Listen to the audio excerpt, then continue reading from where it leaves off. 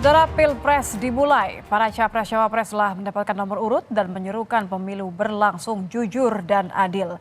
Suhu politik sudah meninggi, lempar sindiran pun tak terhindarkan. Lalu bagaimana memastikan pemilu jujur dan adil serta tetap damai? Lengkapnya dalam ulasan Istana bersama jurnalis Kompas TV Friska Clarissa.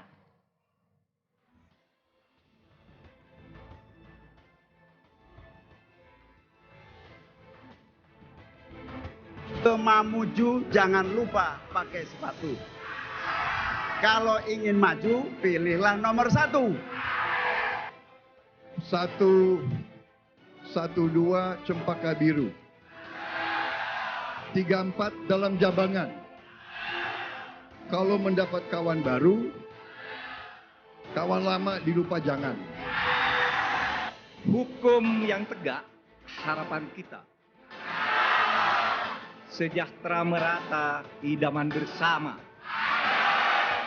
Ganjar Mahfud pilihan kita. Gotong royong pilih nomor 3. Para calon presiden dan calon wakil presiden resmi mulai bertarung di Pilpres 2024. Adu kuat mesin politik serta elektabilitas akan tersaji di pemilu nanti. Saling serang narasi dan sindiran pun tak terhindarkan. Bagaimana memastikan pemilu berjalan secara adil dan dapat dipercaya publik? Lengkapnya dalam ulasan Istana bersama saya, Friska Clarissa. KPU telah menetapkan nomor urut bagi ketiga pasangan Capres-Cawapres 2024. Saling lempar kode sindiran langsung tampak di pidato pertama pasca pengundian nomor urut. Pasangan nomor urut 1 Anies Baswedan Muhaimin Iskandar meminta masyarakat melaporkan jika ada pemain dan wasit yang curang. Muhaimin mengibaratkan pemilu 2024 seperti kompetisi sepak bola. Setiap tim pemenangan Capres-Cawapres harus bermain sportif dan terbuka. Caimin menyebut jika ada pemain dan wasit yang curang harus diteriaki dan dilaporkan. Masyarakat bisa ikut memfoto dan menyebarluaskan temuan praktik kecurangan.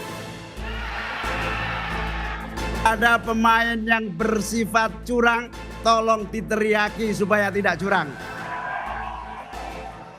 Kalau ada wasit merangkap pemain, kita foto dan kita sebarluaskan. Kalau ada wasit yang curang, kita laporkan kepada FIFA sebagai lembaga tertinggi. Kalau ada pemain yang nakal dan nekling lawan, foto dan viralkan ke seluruh penjuru. Sementara pasangan Prabowo Gibran yang mendapat nomor urut 2 juga sepakat soal pemilu yang jujur dan adil. Calon Presiden Prabowo Subianto menyatakan KPU akan melaksanakan pemilu dengan jujur, adil, dan tanpa kecurangan. Menurut Prabowo, pelaksanaan pemilu yang curang akan mengkhianati rakyat Indonesia. Saya sangat sependapat dengan aspirasi pasangan calon nomor 1. Memang kita bersyukur kita memiliki negara yang berdemokrasi. Kita percaya dan yakin KPU akan melaksanakan semua proses pemilihan umum dengan sebaik-baiknya, dengan sejujur-jujurnya, dengan seadil-adilnya, tanpa kecurangan apapun.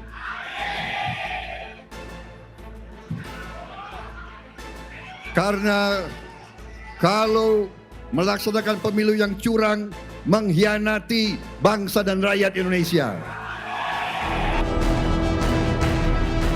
Pasangan Capres-Cawapres nomor urut 3 Ganjar Pranowo Mahfud MD sempat menyinggung soal drama alias drakor demokrasi yang terjadi akhir-akhir ini. Calon Presiden Ganjar Pranowo menangkap ada kegelisahan di masyarakat yang melihat demokrasi Indonesia tidak sedang baik-baik saja. Ganjar mengajak semua pihak untuk mengungkapkan dan melaporkan praktik-praktik yang menciderai demokrasi. Demokrasi yang berjalan jurdil, situasi yang bisa berjalan pada rel, dan kita selenggarakan dengan betul-betul membawa integritas yang jauh sekali dari unsur KKN. Harus kita pastikan Inilah amanat reformasi dan inilah amanat konstitusi yang sekarang kita pegang. Dan tentu kita mesti menyelamatkan seluruh golongan, seluruh kelompok masyarakat, dan bagaimana sejatinya kita menjaga NKRI. Bapak, Ibu, Saudara sekalian, diam itu bukanlah pilihan. Dan bicara, ungkapkan, dan laporkan praktek-praktek tidak baik yang akan mencederai demokrasi. Soal tahapan pemilu, meskipun nomor urut paslon sudah di tangan dan berlanjut masa kampanye, Timnas Anies Mohaimin dan Tim Pemenangan Nasional Ganjar Mahfud tetap keras mengkritisi tahap pencalonan yang diwarnai drama putusan MK yang memuluskan jalan Gibran maju Pilpres. Tim Anies Mohaimin dan Ganjar Mahfud bilang demokrasi sedang tidak baik-baik saja. Kan kita sama-sama lihat ya, mulai dari proses pencalonan saja sudah ternoda dalam soal uji materi batas usia di Mahkamah Konstitusi. MK bahkan memutuskan ketua MK melakukan pelanggaran kode etik berat hingga dia diberhentikan dari ketua MK. Nah, pertanyaannya, apakah putusan MK yang diambil dengan melawan etika itu bisa menjadi dasar proses politik yang beretika kemudian? Ini yang jadi persoalan, Mbak. Artinya kita memang tidak sedang baik-baik saja. Legal itu legal, tapi kan apakah legitimasinya kuat ketika MK sudah memutuskan untuk mencopot ketua MK yang dianggap ada intervensi dan udah unsur kepentingan di sana.